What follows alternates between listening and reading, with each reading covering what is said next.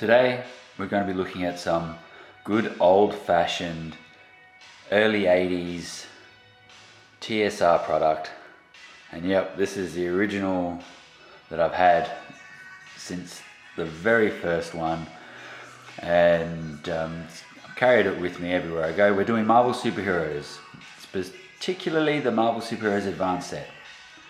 So let's enjoy the show, and we'll take it from here. So the Marvel Superheroes Advanced set is an extension from the basic set. The basic set being the yellow box and the advanced set being the blue box. So that's primarily the main difference in terms of the how they look.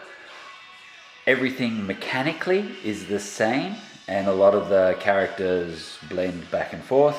The difference with the advanced set to the basic set, obviously a couple of years, but also by this time a little bit more idea of how to build a role-playing game had occurred. So what we were able to do here is have a more formalized structure for building a character. We had a little bit more complex combat. We had a few more rules in place. We had a little bit more of some of the advanced structure that came from understanding how D&D had moved across, Boot Hill moved across, Metamorphosis Alpha had gone to Gamma World, and so on and so forth. So by this time we had well and truly entered an era where people understood what a role-playing game was and where it actually started. One of the key differences between this game and some of the other games was that it assumed automatically that first of all you understood the Marvel Universe, so they were immediately attaching themselves to a fan base.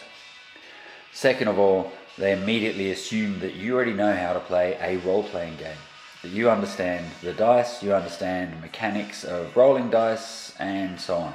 So there are a lot of assumptions that are made, and they're not for a beginner. In terms of if you've never played a role-playing game before and this is the first thing you picked up, you're going to be a little bit lost just because of the way that it's actually written. It's written specifically for the or the more experienced judge, as they call them here, DM, GM, and so on. By the time this had rolled around, we've all played a little bit of something else apart from D&D. And this is out of the TSR stable, which is great. And one of the coolest games, I think, from that early stage. And in terms of the superhero aspect, I really enjoyed it. So they had full access to the Marvel bullpen, and a lot of the artwork came straight out of the Marvel catalog. Some of them lifted straight out of comics, some of them fresh, but it's pretty groovy. So the Jeff Grubb designed this game. Jeff Grubb also was a key influencer for Boot Hill, and not that there's a direct correlation, but you can sort of see the genesis of one point going into something else. Now, as you can see, this has seen a day or two in its time, this book. So what makes advanced set versus basic set? You've got more numbers, which may or may not mean anything to you, but what it does sort of mean is that it becomes a range rather than just a fixed variable. So if you had good, it's between the value of 8 and 15. It's not just 10.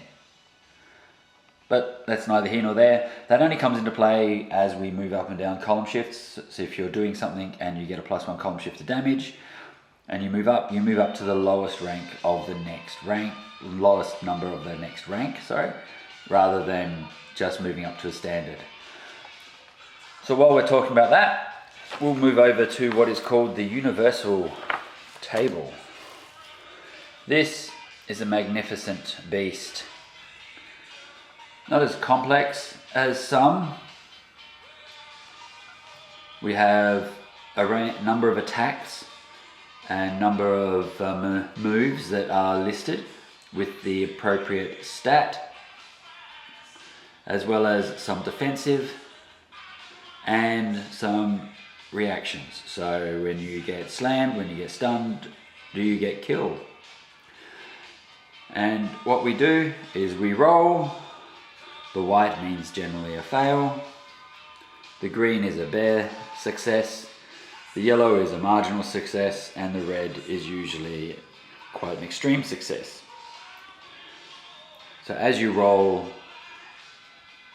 down a column, for any chance of a success, depending on the difficulty of what you're doing, you may need a green, you may need a yellow, or you may need a red. We'll go through some of these a little bit later, and through further videos we'll explain how a lot of these rolls and reactions can actually be managed. But what we do have are these ranks. Shift 0, which is new for the advanced set.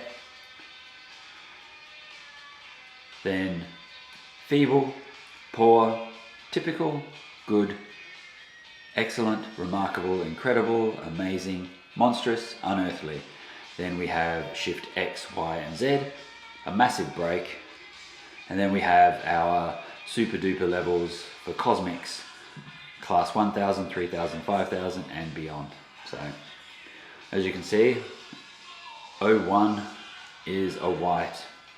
So, even if you're Odin or some cosmic entity, there's still that small chance.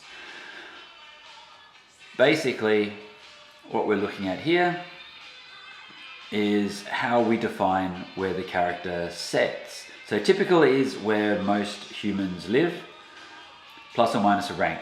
So good being at the top end, and poor being at the less trained end. So what we can do is just have a look at some stats, and we'll look at like some of the characteristics, and we'll look at some of the what the values mean.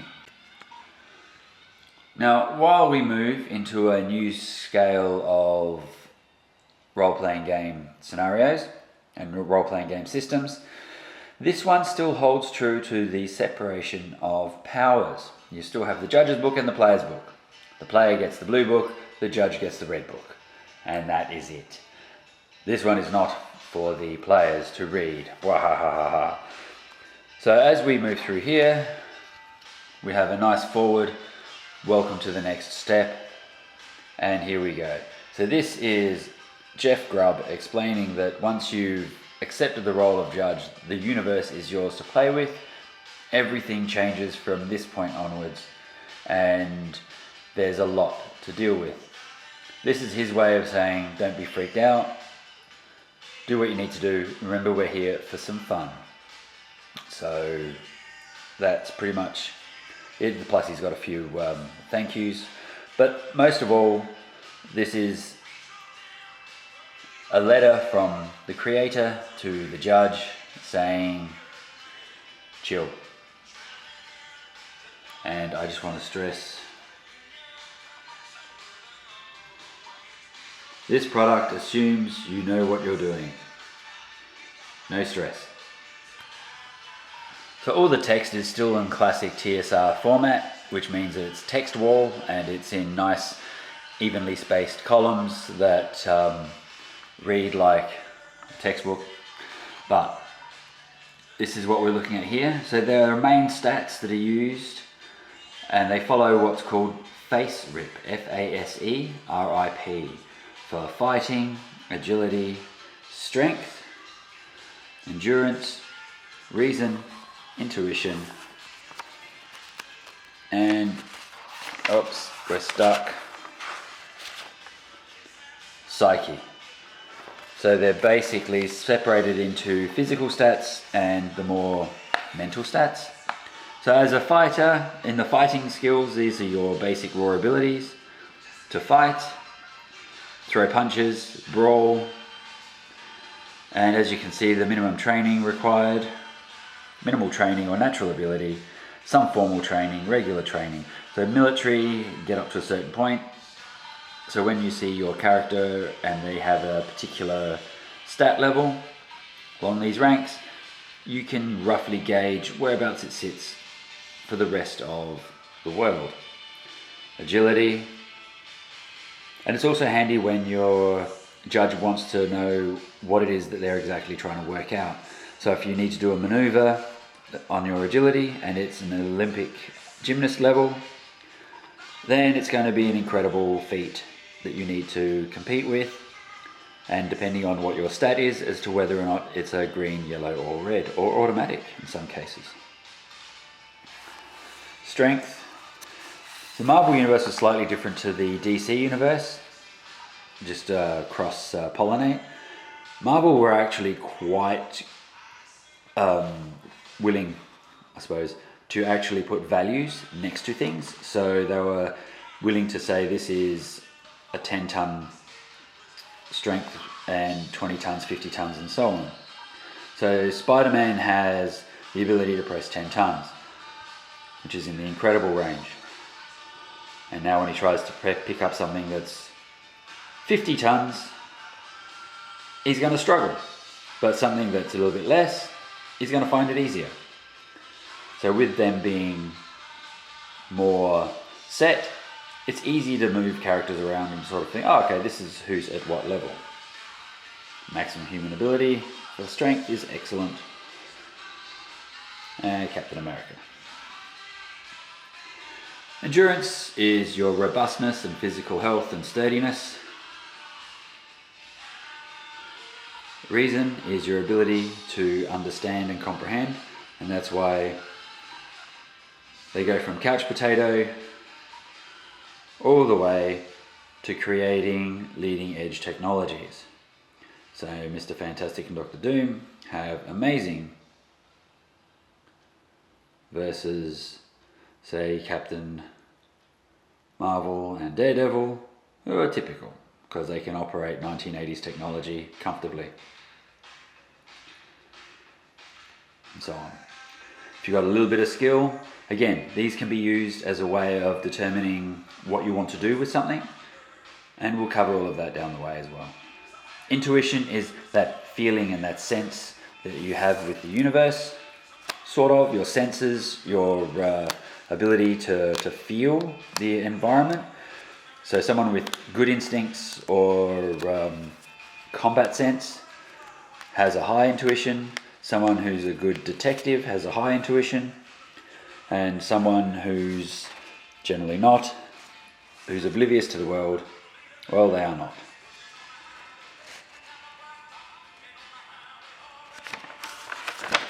And psyche is their ability for strength of will and their attunement to magic. So Doctor Strange has a high psyche, and most people are in the lowish sort of levels, with only a handful being. I mean, you've got obviously different people who are touched by the eldritch energies in some way. Yes, but it's all good.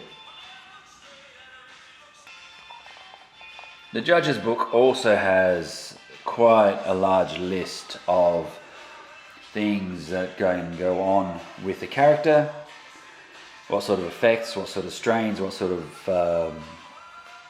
pressures that they've got for the action that they're doing. So depending on their column will affect their column shifts and so on. So you can use all of these. Again, remember, this book assumes you know what you're doing. So you already have an idea, in theory, about when you want to do something that's trying to push your power or push your ability, or you're trying to do something that where the environment is working against you. Then you can look at these things and figure out how to make the right decisions. For the most part, 1s and 2 column shifts for big things. It can be up to 6, but for the most part, even a column shift is a big event. So having looked at the way how the column shifts work, we can see how the ranks are here and how they equate across the board there. Now it's just a matter of understanding how they actually work together. So let's just have a quick idea about what combat is. Now, special note, no, this is 95% theatre of the mind. So this miniature comes from Marvel Crisis Protocol, and now I've actually found a use for the Marvel Crisis Protocol miniatures. And this one comes from the Batman miniature game. But we get the idea. We've got ourselves a thug that's come out of the liquor store. Cat happens to be nearby and says to the thug, "Hold it right there. You might want to put that down, son." I suppose he's from Brooklyn, so it's probably a little bit, "Hey, you guys, settle down." But what we do is we have our usual range of scenarios with initiative and so on, but which are a single D10 modified by the only modifier available, and that is basically one combat skill or your intuition. So generally the higher the roll the better, and then you get to do your action.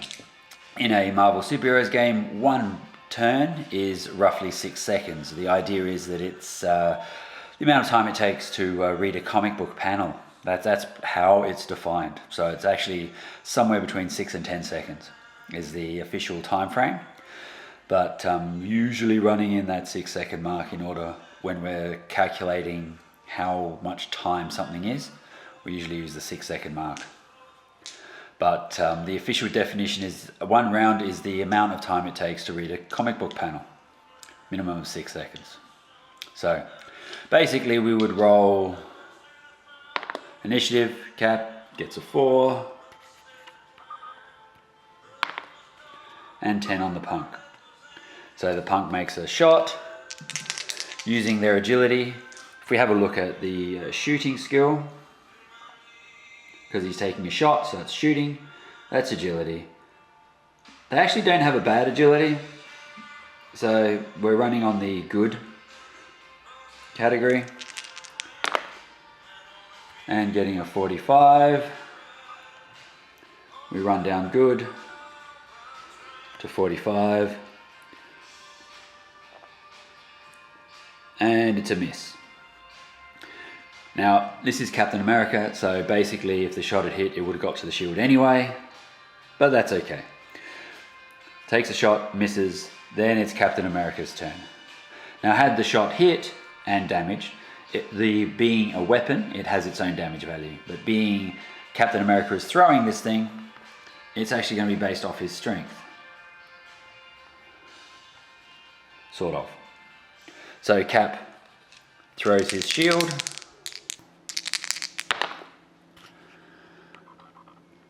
and gets a 25.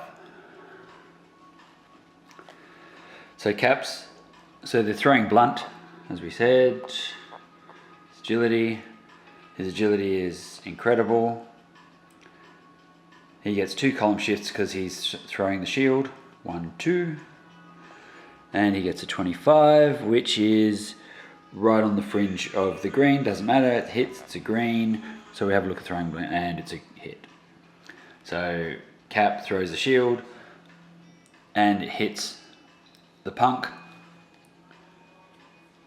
doing 30 damage.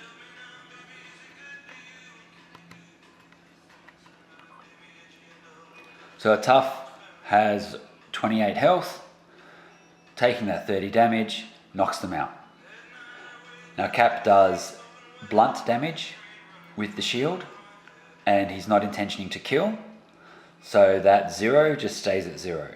If Cap was like, nope, I'm aiming to kill, when he threw the shield, then the target would also have to make a kill check to see whether or not they are actually starting to die. Yeah, it gets that's one of the things with shooting and edged attacks and edged throwing weapons and so on. You have that as a potential where there's some deaths that may or may not occur, and that can have some ramifications down the way. So basically, Cap throwing the blunt weapon, choosing to not kill the guy, throws the shield, hits him square, knocks him out, then he can pick up the shield and return the goods or whatever to and have the guy prepared for being collected by whatever police officer happens to be coming around, presumably one of New York's finest.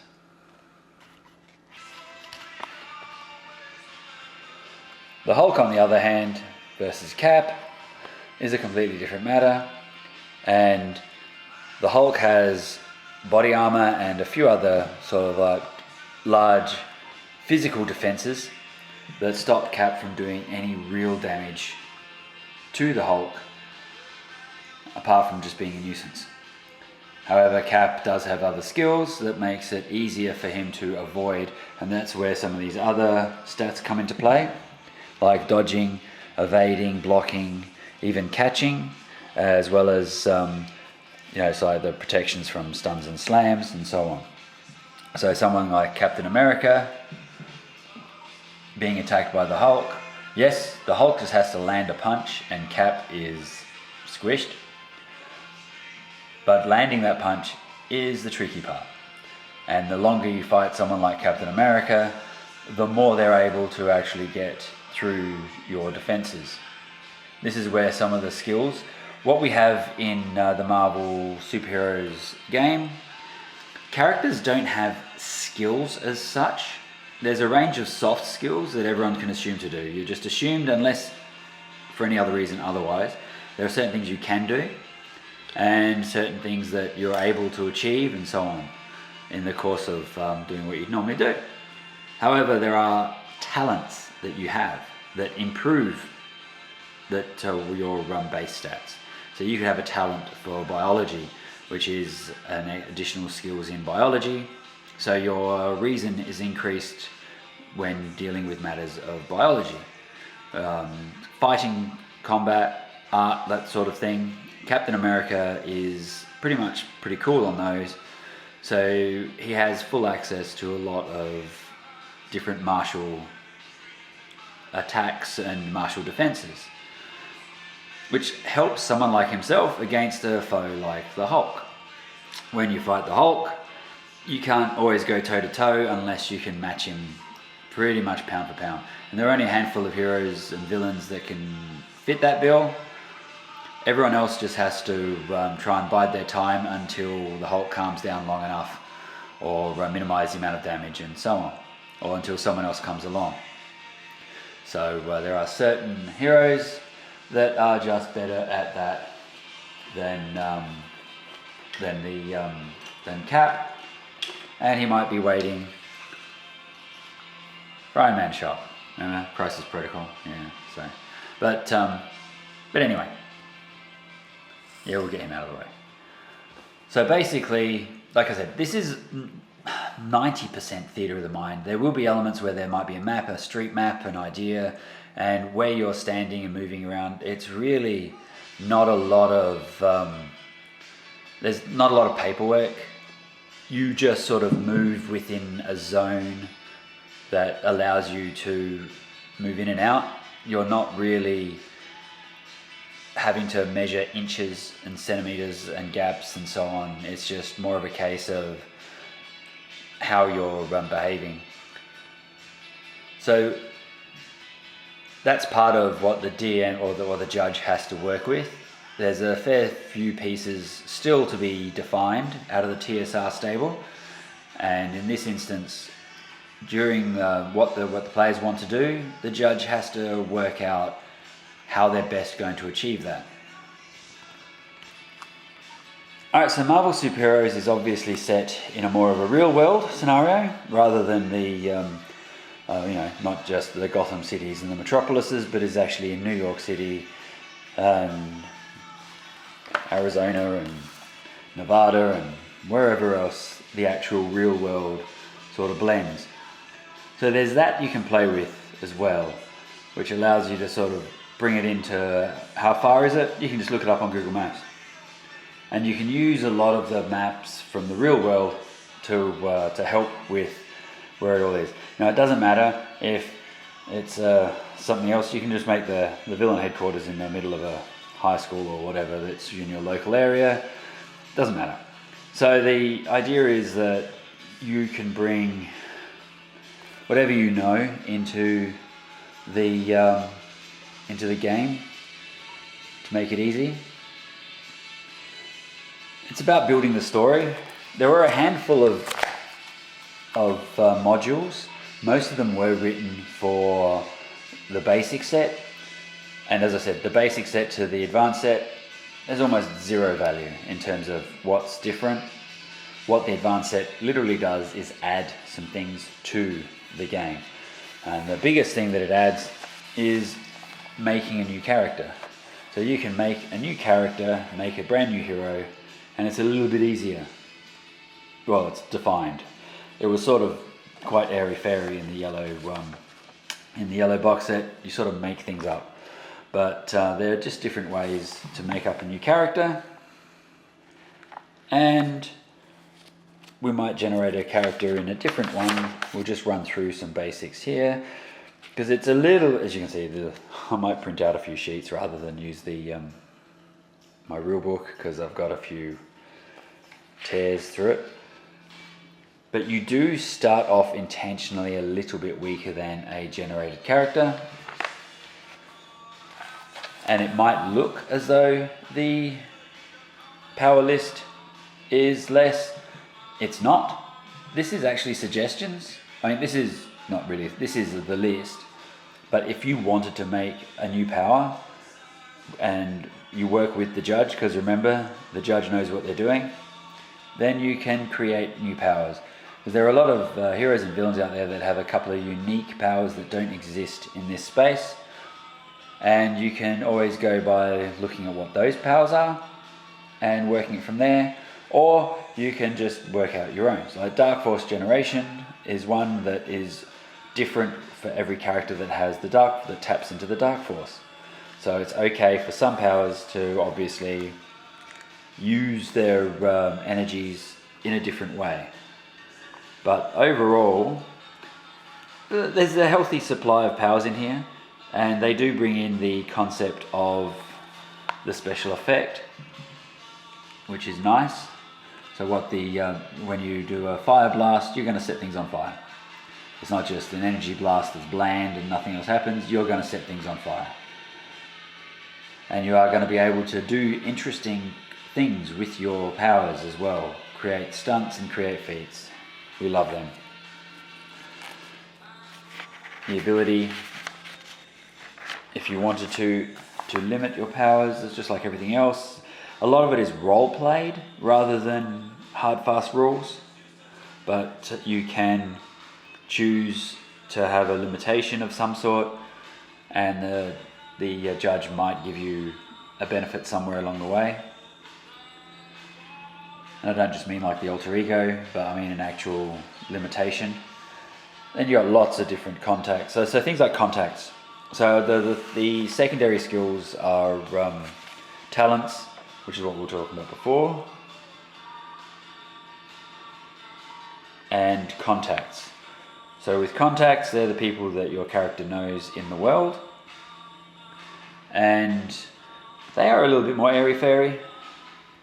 You don't need to define all of them.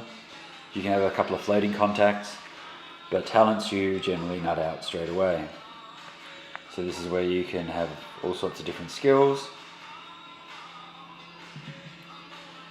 fighting skills, and we'll go through what they all mean once we build a couple of characters, or once we build a character. There's a lot, and you're making a character that you can choose, or roll, or mix. Now the second way of making up a character is this other thing called character modeling, and they use the world's greatest unknown character, the Osprey, as an example. So basically it's a character that has no stats, has no abilities, has nothing written down or codified, and so you make your best guess judgment case on what that character looks like. So this one was a character that made about 2 panels in a comic book, and it's just a guy with wings and not much else to him. So basically how how they made him. So, and they're the stats of the Osprey. So anyway, so there's the way that they've written this out. It's actually quite funny. There's they got a little bit of humorous nature to it. But as we saw before, when we saw the list of stats, you can roughly gauge where someone is between this character and that character, or they're roughly like that, and work it from there. And yes, and then we get there's lots of really cool art. We love the artwork, all lifted from the various comics and from the bullpen. And this is our intuition modifier for initiative.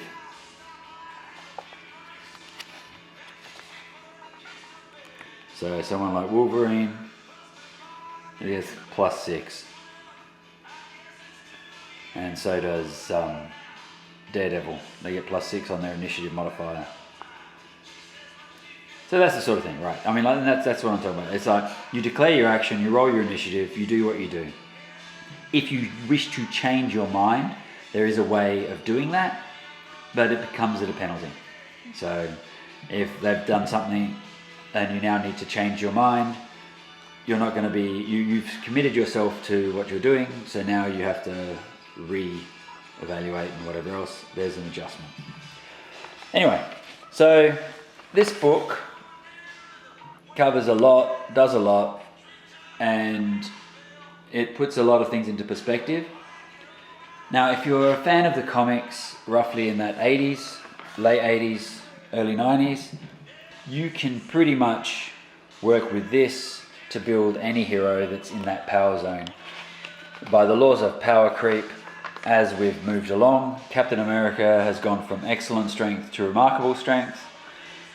That's just what they do, and so on. So, and then that was, they did do a revision list in like the early 90s, just before TSR really imploded. I guess they tried to catch some imaginary wave that didn't exist. And so they re-evaluated all the player stats and heroes and villains and tried to, anyway. This is more balanced in the way that they've got it structured. And toward the back end of the 80s, early 90s, they did release another book that was almost like the Unearthed Arcana version of this as well, which changed the nature of a lot of how the characters do things. Again, you know me, if you've been following me long enough, you know that I live in that space of 1978 to about middle of 1985. So we're well within that with this game. And it's pretty cool. Like I said, they do cover a lot, and there's a lot of information. And there's a lot to be done. When you're making your character, there is plenty of ways of improving and becoming better, and all of that is about points that you generate for doing good deeds and doing the right thing. They're all in the judge's book, but we got some ideas. There's even a bonus for making the judge laugh.